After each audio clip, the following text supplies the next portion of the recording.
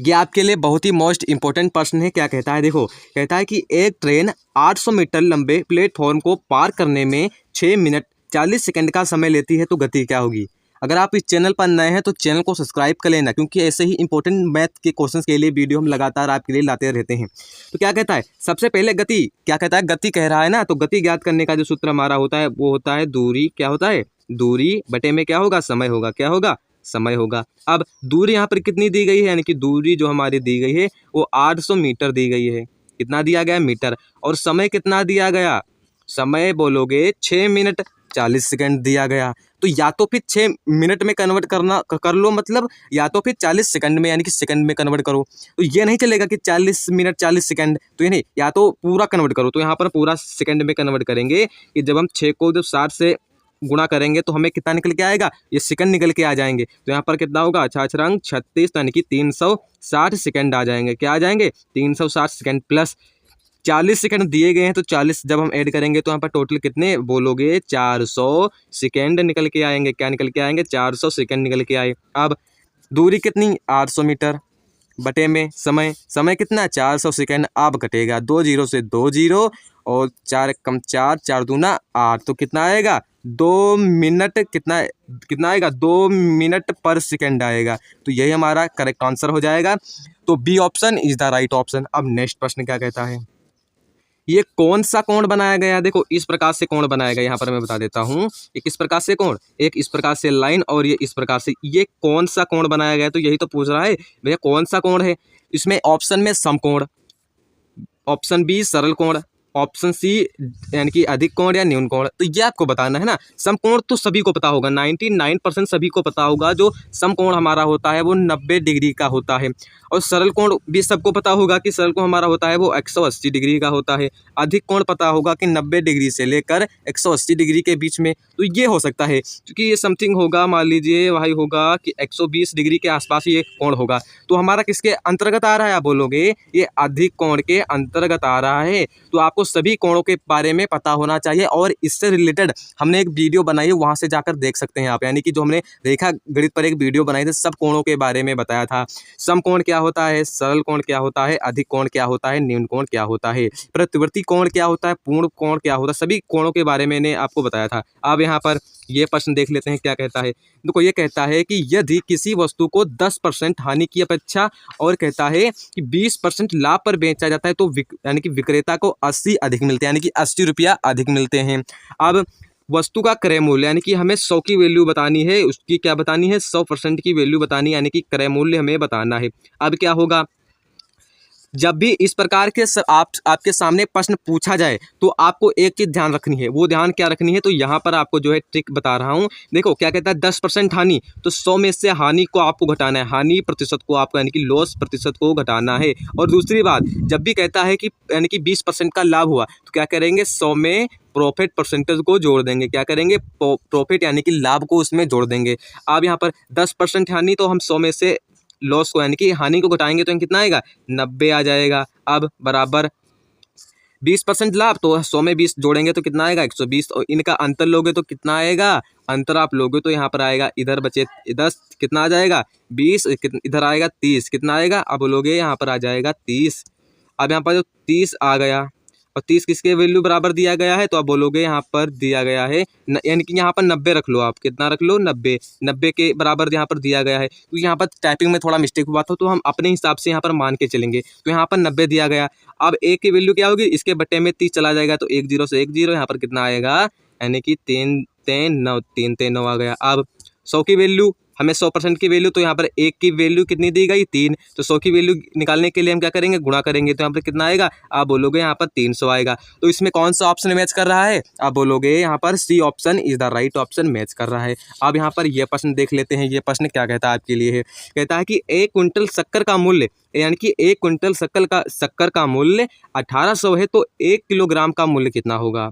तो भैया 1 क्विंटल में कितने किलो होते हैं, बोलोगे 100 kg होता है। क्या होता है, 100 kg होता है। बराबर इसका मूल्य कितना, 1800 इसका दिया गया है। तो हमें 1 किलोग्राम का निकालना है। तो यहाँ पर क्विंटल आपको नहीं लिखना था, देखो यहाँ पर किलोग्राम में आपको लिखना है, क्योंकि यहाँ पर किलोग्राम में ही दिया गया है। तो क्या करेंगे, तो 1 किलोग्राम का कितना मूल्य होगा, तो इसके बटे में चला जाएगा, तो 2 जीरो से 2 जीरो। आप बोलोगे कि 1 केजी का जो शक्कर का मूल्य होगा वो 18 रुपया होगा। क्या होगा? 18 रुपया होगा।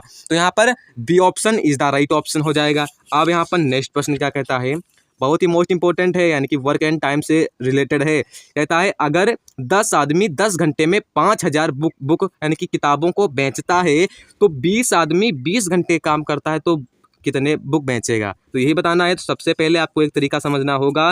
पहले M1 D1 H1 और R1 बराबर M2 D2 H2 R2, तो और इसके बटे में कर देना है H2 यानी कि वर्क 1 यानी कि W1, तो इसमें हो जाएगा वर्क 2।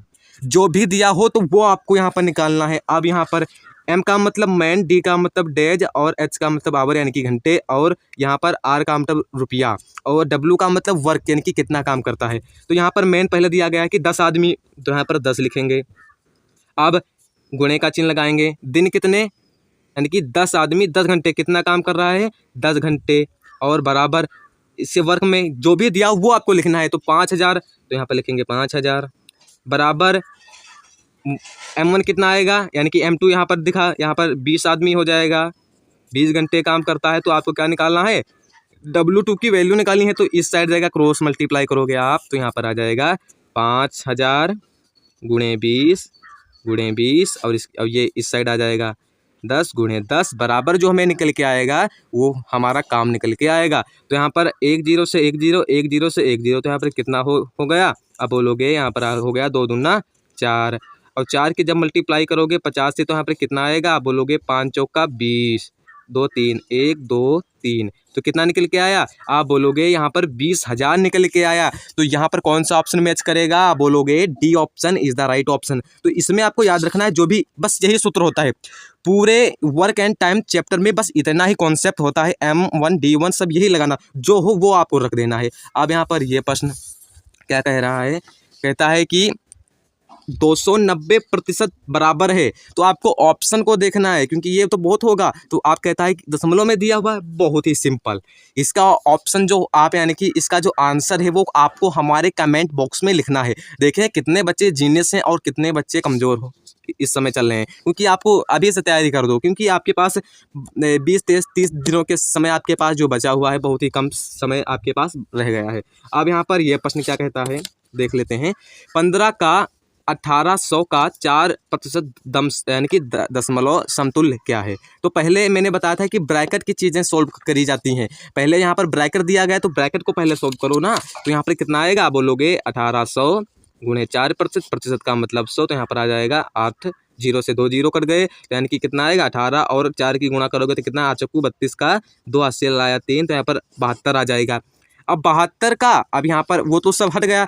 अब 72 का लिखा है 15% का मतलब गुणा, तो यहाँ पर 72 आ जाएगा। आप यहाँ पर काट लेंगे तो यहाँ पर कितना आएगा, 2 0। अब इसे काट लो पहले। अब क्या कहता है कि यहाँ पर कटेगा, चलो देखते हैं कि कटेगा या नहीं। तो कट जाएगा, 3 5 15, 20 5 80, इससे काटेंगे 2 यानी कि 10 कटेगा, तो यहाँ पे कितना आएगा।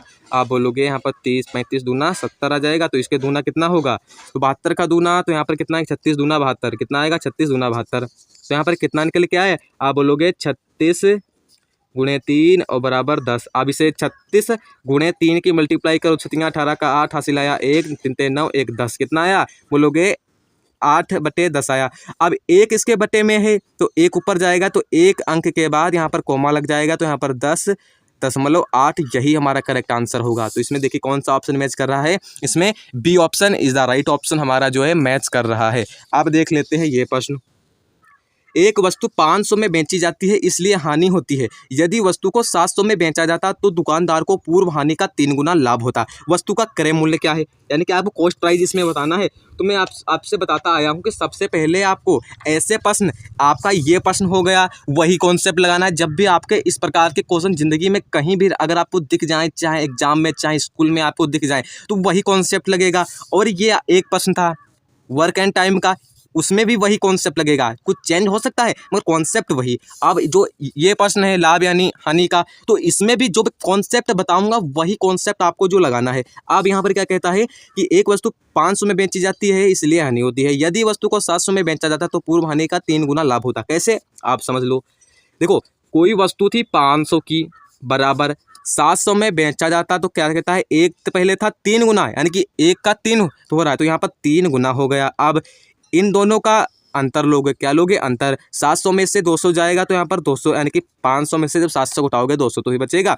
अब जो यहाँ पर गुना लिखा है, ये पहला गुना और ये हमारा दूसरा गुना, तो इनकी पहले आप क्या करो, इसको पहले आप जोड़ दो। क्या करो, आप जोड़ दो। कितना है, बराबर 4 आया, और 4 से इसे भाग दे दो। कितना आएगा, 4 पंचे 20 आ गया। कितना आया, 4 पंचे यहाँ पर 50 आ जाएगा। अब 50 जो यहाँ पर निकल के आया वो चाहे इसमें जोड़ दो चाहे इसमें से, यानी कि देखो 1 गुना 50 हुआ, तो इसमें अगर 50 यानी कि 500 में अगर 50 को अगर जोड़ दोगे तो कितना आएगा, 550 आएगा। तो यही हमारा आंसर होगा, यानी कि क्रय मूल्य हमारा यही होगा। अब यहाँ पर कुछ अगर इस साइड करोगे तो 50 का 3 गुना 150, और जब 150 इसमें से घटाओगे तो कितना निकल के आएगा, तो वही निकल के आएगा 550। तो इज द राइट ऑप्शन यही होगा। तो यही कॉन्सेप्ट आपको लगाना है, ठीक है। तो यहाँ पर कौन सा ऑप्शन मैच करेगा, अब बोलोगे B option is the right option. अब 2 आपके लिए होमवर्क रहने वाले हैं, देखते हैं कितने बच्चे स्मार्ट स्टडी करते हैं। तो देखते हैं कि यानी कि ये प्रश्न आपको सोल्व करना है कि हम 9/2 घंटे यात्रा करने के बाद दोपहर 2:45 बजे यानी कि मिनट पर बजे हम जगह पर पहुंचे, तब हमने कब शुरू किया था, तो ये तो बताना है। तो पहले आपको यहाँ पर क्या करना है, 9/2 को आपको मिनट में कन्वर्ट करना है। तो मिनट में कन्वर्ट करोगे तो घंटे में आ जाएगा, तो घंटे के पीछे आपको जाना है। तो ये तो बहुत ही सरल क्वेश्चन है, इसको आपका जो आंसर है हमारे कमेंट बॉक्स में करना है। अगर आप इसे नहीं पाते हैं तो कमेंट करिएगा, नेक्स्ट वीडियो में इसे हम सोल्व करा देंगे। और यह प्रश्न तो बिल्कुल ही आसान है। 0.9 इसको भाग करना है, पहले ब्रैकेट को सोल्व करो, यानी कि 0.3 गुणे 0.3 का पहले गुणा करो, उसके बाद इसमें आपको भाग दे दो। बहुत ही सरल है। और नंबर 19 नंबर 20 को आपको हमारे कमेंट बॉक्स में करना है, इसका आंसर करना है। अगर आप इन दोनों को भी नहीं सोल्व कर सकते हैं तो नेक्स्ट वीडियो में सोल्व करा दूंगा, क्योंकि आपको ये तो बहुत ही बेसिक क्वेश्चन है ना। तो आज के लिए बस इतना ही, तो मिलते हैं ऐसे ही नेक्स्ट वीडियो में। तो जय हिंद, वंदे मातरम, धन्यवाद।